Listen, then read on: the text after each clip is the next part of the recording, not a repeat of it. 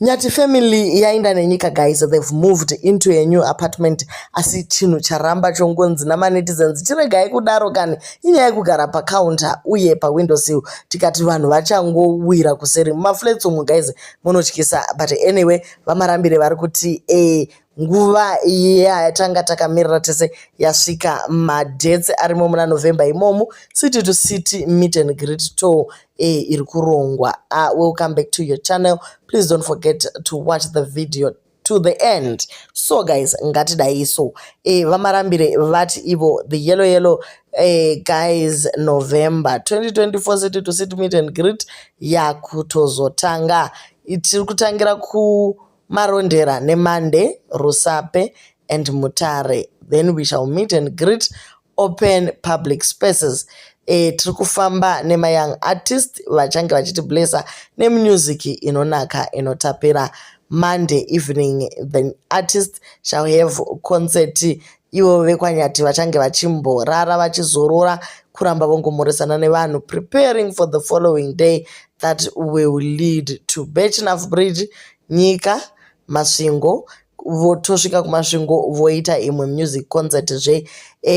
Kwakumuka following day yacho kuenda kuzvishavane Filabusi, then Bulawayo. Vosvika kubulawayo voita zvakare imwe concert.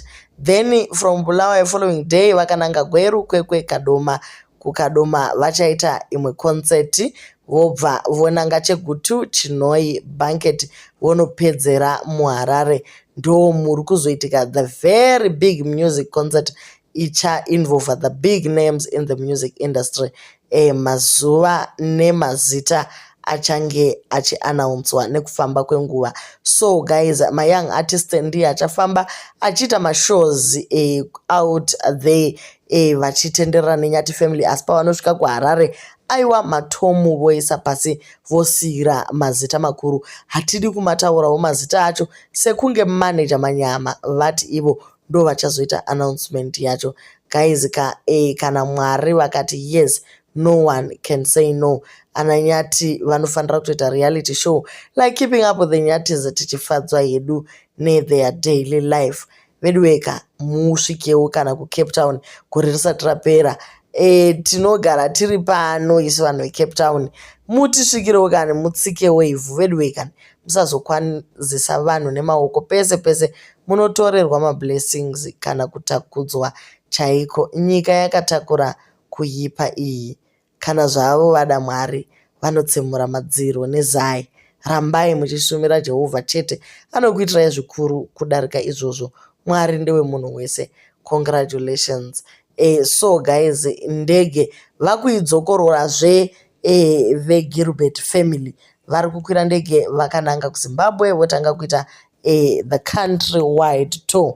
Content ichikura. It was so funny the recent video pane pavakatomboenda vachinzi vari kutsvaga imba but munhu wacho akavatarisira pasi akati havazokwanisi kubhadhara rent. Guys, you can actually see kuti vanhu havana view yekuona zvikuru zviri mberi.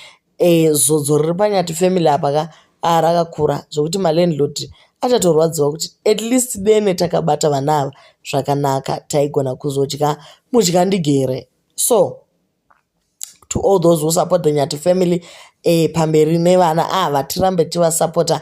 Pavanoita their countrywide tour isaite flop, tibatsirane namanager kuti Nyathi family irambe ichienderera mberi.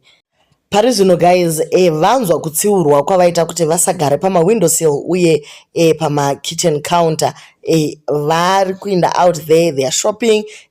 Hopefully tichaona vachifinisha their new apartment. Guys, chero kikiwo mwana mudiki anobva asununguka kumanya achitenderera mumba. Pane kuramba vanhu vari mumukuku.